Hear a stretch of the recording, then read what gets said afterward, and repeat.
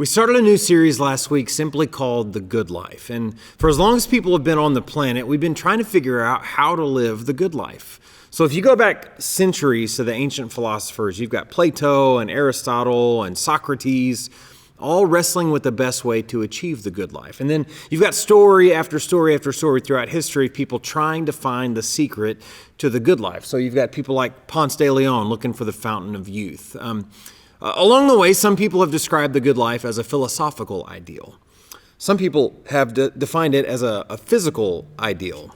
One of the most prominent and primary ways that the good life has been defined in the 20th and 21st century here in America is as a material ideal, primarily through achievement and accumulation.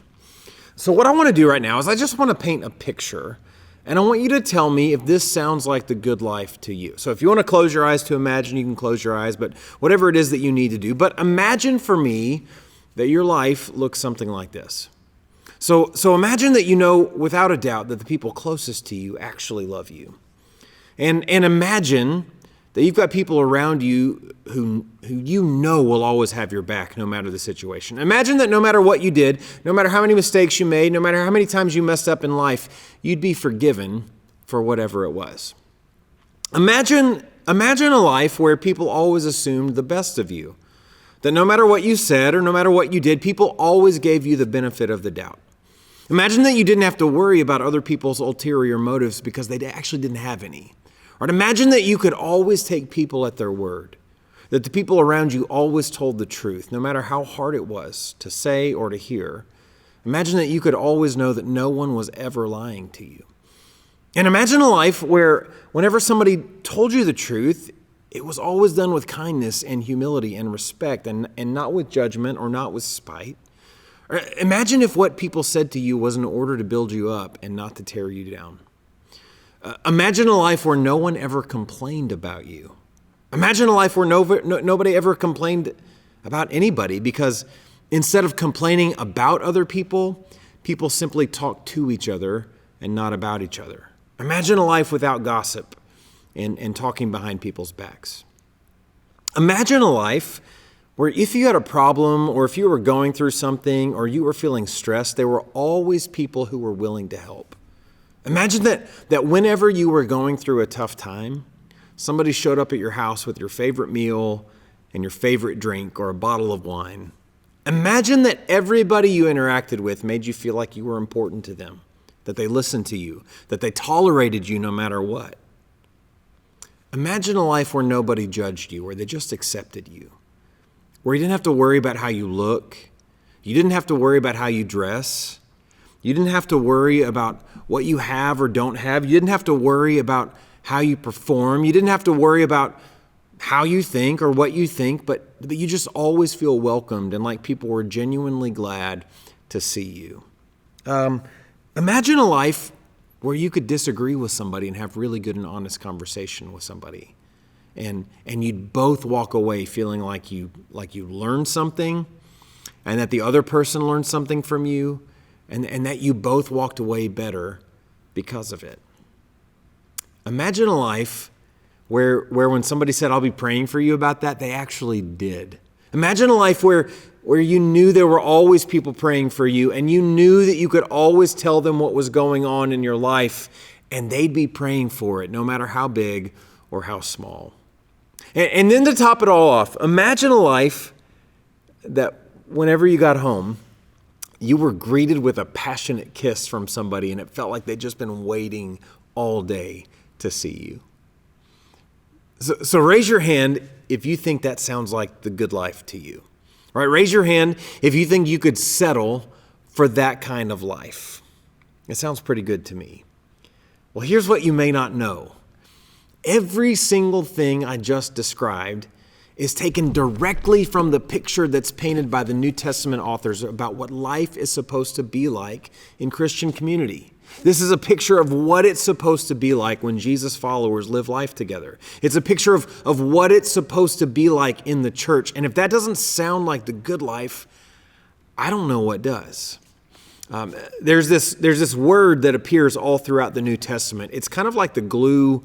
It's kind of like the glue that holds Christian people together. So Jesus uses it, John uses it, Peter uses it, James uses it, Paul uses it. The Greek word is one word. It's alelon. It's used 100 different times throughout the New Testament in 93 different verses, and most often it's translated as two English words, one another. I actually thought it was kind of funny this week as I said that word out loud. Maybe this will help you remember it, but alelon really means together. I thought it was funny. But all throughout the New Testament, you've got verse after verse after verse that uses these words, one another. And if you're looking for the kind of good life that I described a minute ago, it might serve you well to know these statements that are found all throughout the New Testament. Things like love one another, be devoted to one another, carry one another's burdens. That's another one. Forgive one another.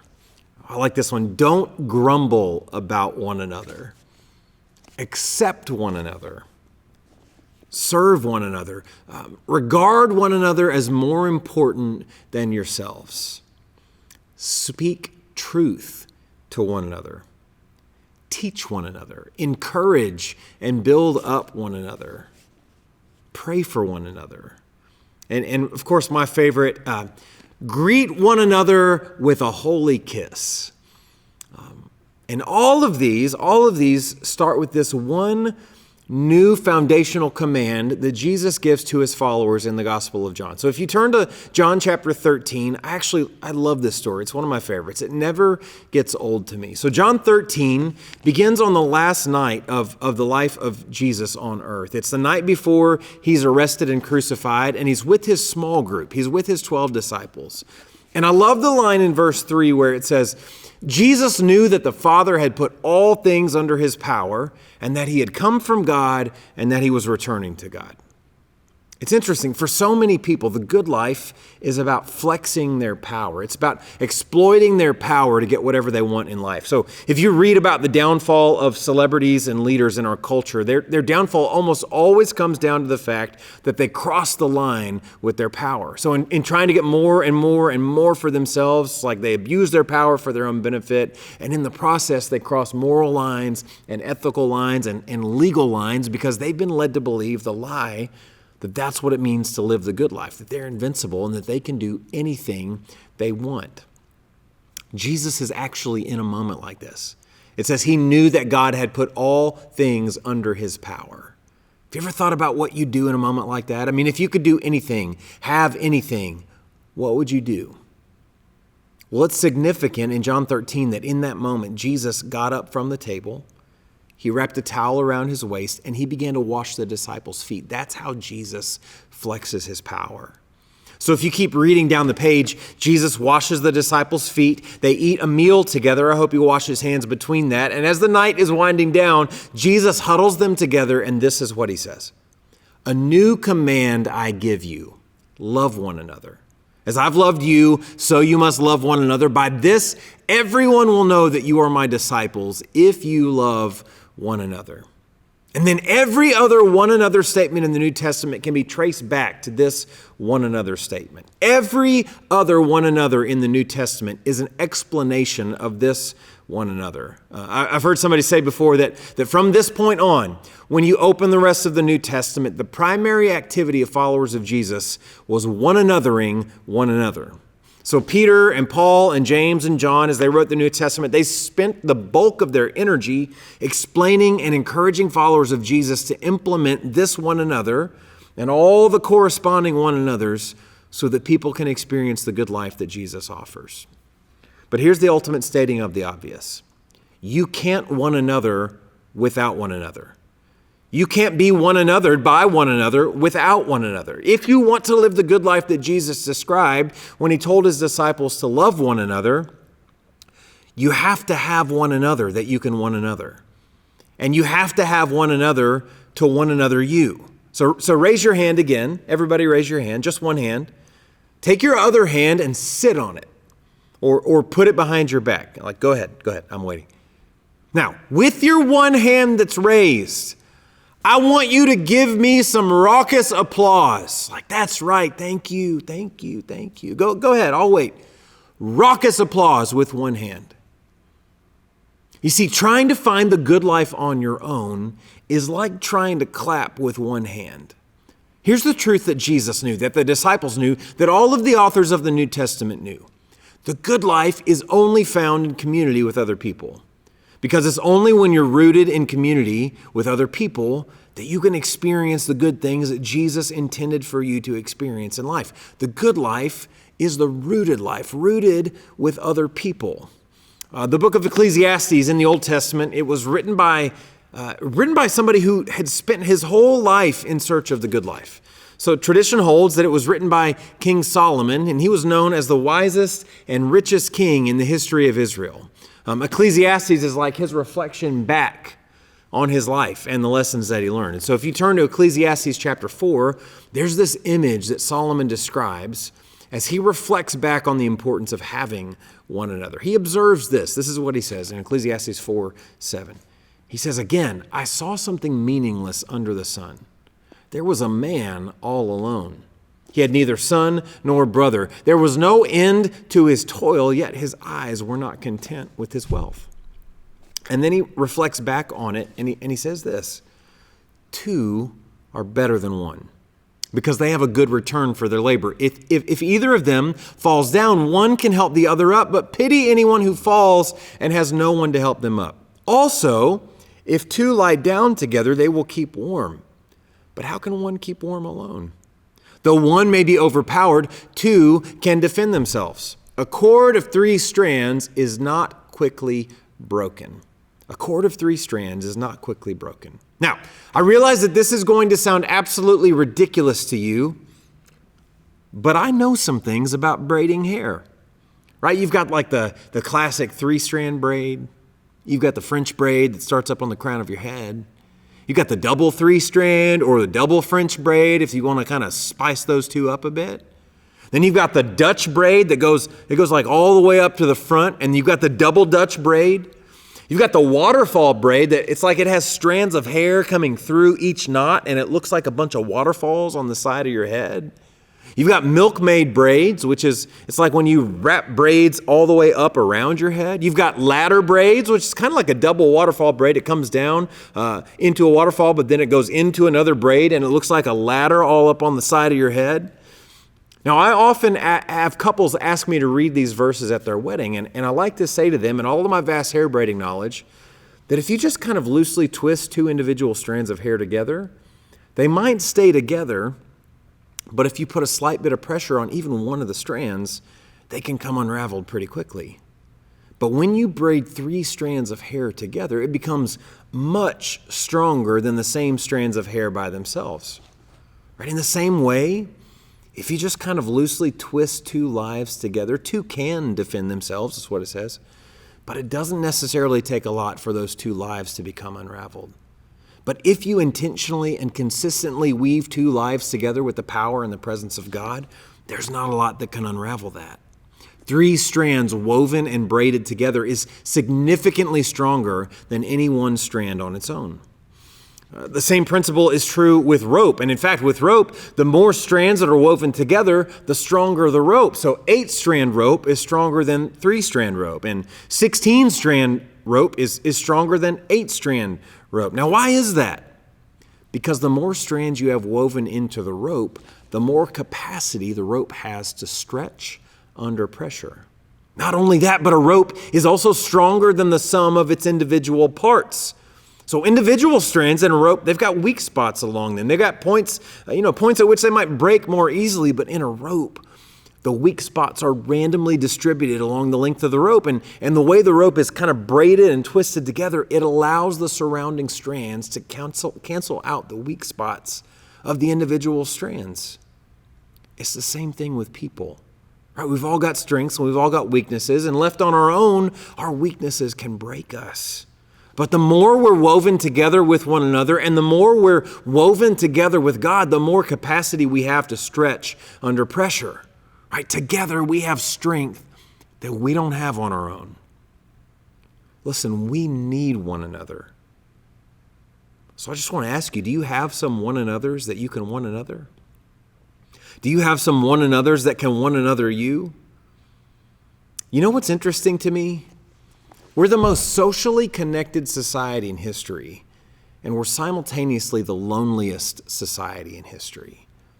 And the last 2 years have done nothing but make it worse. There's more loneliness, there's more depression and anxiety and isolation, and here's the danger in that. Right? Any strand hanging on its own will eventually break under pressure. We need one another. We were made for one another. The good life that Jesus offers happens best when we're woven together like strands in a rope. But the only way we can be one another to one another is if we choose to one another. And that's why we're at the Village, we're placing an emphasis on groups in this season. It's because you need people who can stretch with you under pressure. This is why if you have kids and you're part of our church, it's so important that they're part of our kids ministry. It's not because it's fun, although it is fun. It's because if you've got kids, you need other adults who care about your kids, who are part of the strands of your safety rope, who pray for them, who know the name of their pet goldfish, who are willing to say the same things to your kids that you say to them because you know that they don't listen to you, but maybe they'll listen to somebody else. This is why if you're in middle school or high school, or if you've got a middle school or high school student and you're part of our church, it's so important to be part of Village Youth.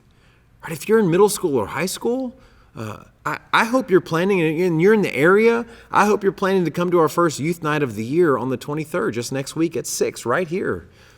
Middle school and high school students are under enormous amounts of pressure. You need people who will stretch with you under pressure, and you need to be a person who can stretch with other people under pressure. And this is why, if you're not currently in some kind of group, it's so important to become part of a group, one of our groups here or somewhere where you are, so you can have people who are woven together with you. You need people to cancel out your weak spots. You need people who can stretch with you under pressure. Jesus knew the secret to the good life. Love one another. Every other author in the New Testament knew the importance of that, and they expanded on it and they expounded on it with everything they wrote and with everything they said. And I just want to imagine what it would be like to experience the kind of community that they described. But again, here's the ultimate stating of the obvious. You can't one another without one another. You can't be one another without one another. So I just want to ask you, do you have some people who can help you up if you fall? And on the other side of that, do you have some people that you can help up if they fall? Do you have people praying for you? You need some people like that, and you need to be a person like that. So who are the strands in your rope? Who are the people willing to be woven together with you and with God? And who are you one anothering? Who are you there for? Who's in need of some extra help or guidance or direction around? And you're the one who could reach out to them. 2 are better than 1 because they have a good return for their labor. If either of them falls down, one can help the other up, but pity anyone who falls and has no one to help them up. Also, if 2 lie down together, they will keep warm. But how can one keep warm alone? Though one may be overpowered, 2 can defend themselves. A cord of 3 strands is not quickly broken. A new command I give you, love one another. As I have loved you, so you must love one another. By this, everyone will know that you are my disciples, if you love one another. I want to pray for you today. And if you would, just wherever you are, wherever you're watching, if you'd close your eyes and bow your head. I want to pray for you today specifically that God would provide people in your life that can be woven into your rope. And that God would make you available for somebody as well. So let's pray together. God, this has been such a lonely, isolating time these past 2 years. And God, we need one another. So God, I pray specifically right now for everybody who's watching and everybody who's listening, that you'd provide people to surround us, to encourage us, to walk alongside us in life, to pray for us, to challenge us when we need to be challenged. God, I just pray that you would provide people for each and every one of us that could be part of our community. And God, I pray that you would put people in our path and we would just feel your guidance and your leading to be part of their community. God, I pray that you would give us people to encourage, that you would give us people to build up, that you would give us people to support. And that when we see those people on our pathway, we'd have the courage to do what you've called us to do. So God, help us to be one another for one another.